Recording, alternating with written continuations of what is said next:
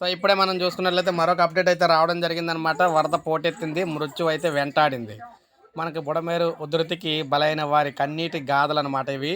విజయవాడ ముంపు ప్రాంతాల్లో కుటుంబాలు చిన్నాభిన్నం అయిపోవడం అయితే జరిగింది. నీట మునిగిపోతున్న నలుగురిని కాపాడి మూగ జీవాలను సైతం రక్షించడానికి వెళ్ళి ప్రాణాలు వదిలేసాడు ఓ యువకుడు. కుటుంబం అంతా కలిసి ఆకలితో ఉండటం చూడలేక ఆహార పొట్లాలు తీసుకొస్తానంటూ తిరిగి రాని లోకాలకు వెళ్ళిపోయాడు తండ్రి. అక్కను చంపేందుకు అంటే చూసేందుకు వెళ్ళి తిరిగొస్తూ మార్గం మధ్యలో ద్విచక్ర వాహనంతో సహా మాయమైపోయాడు మరొక తమ్ముడు. తన కుమారుడు దాహం వేస్తుందని అడగటంతో తాగునీరు తేవటానికి బయలుదేరిన తండ్రి అంటే విగతజీవిగా మారిపోయాడు.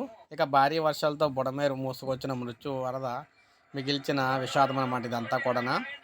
ఈ విధంగా విజయవాడ ముంచెత్తిన వరద ముంపు చాలా కుటుంబాలను చిన్నభిన్నం చేసింది.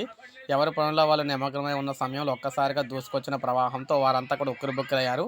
ఆ ఉపద్రవం నుంచి తేరుకునే లోపే కొందరు మృత్యు తీరాలకు అయితే చేరిపోయారు. ఎలాగైనా బయటపడాలని బయటపడ్డ వారు తమ కుటుంబ సభ్యులు ఆకలి తీర్చడానికి ఇళ్ళ నుంచి బయటకు వచ్చి ప్రాణాలు అయితే వదిలే పరిస్థితి అయితే వచ్చిందనమాట.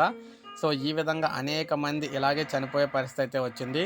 సో మనకి రాష్ట్ర వ్యాప్తంగా భారీగా భారీగా ఈ ఈ ఈ విధంగా అయితే చాలామంది చనిపోయే పరిస్థితి అయితే ఉందన్నమాట. సో చాలా దుర్భరమైన పరిస్థితులు అయితే నెలకొన్నాయి.